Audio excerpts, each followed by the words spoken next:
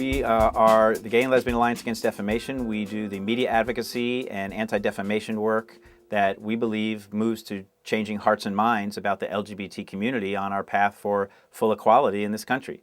So media advocacy, dealing with people in the media, making sure they have fair, accurate, and inclusive representation of the LGBT community in their stories, in their portrayals, whether it's television, film, news stories, whatever it may be.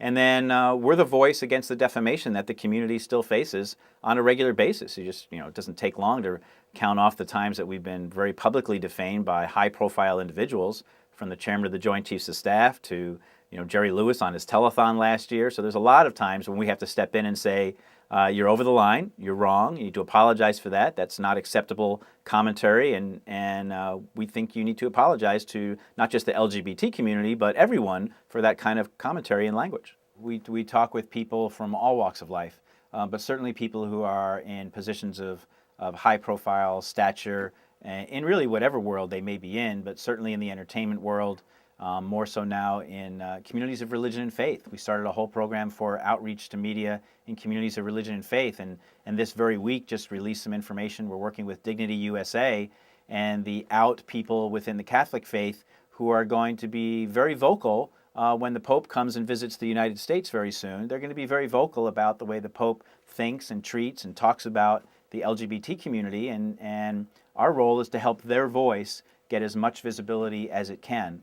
When the Pope is here, we want LGBT stories to be covered with his visit as well.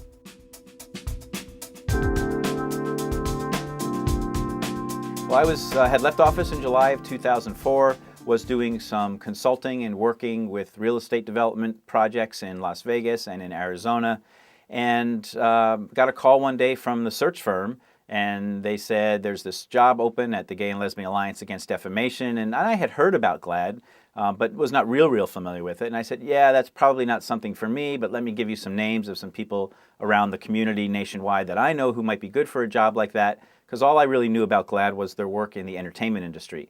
Great parties with great celebrities, it'd be fun to go. But really didn't know the extent to which GLAAD is an advocacy organization working in a wide range of activity, not just entertainment at all. And so I gave them some names, and they called back a few weeks later and said, well, we've talked to some people, and they really said we should talk to you about this role. And I said, well, I'll be happy to talk with you, but I'm kind of doing some other things. I really don't think it's something that's going to pan out. And well, here we are almost 3 years later, so it did pan out, and I find it's a great honor. It's really engaging work to be on the forefront of the LGBT movement, doing the media advocacy, doing the anti-defamation work, which is really, for me, the cultural change part of the advocacy work for the LGBT movement is the most important.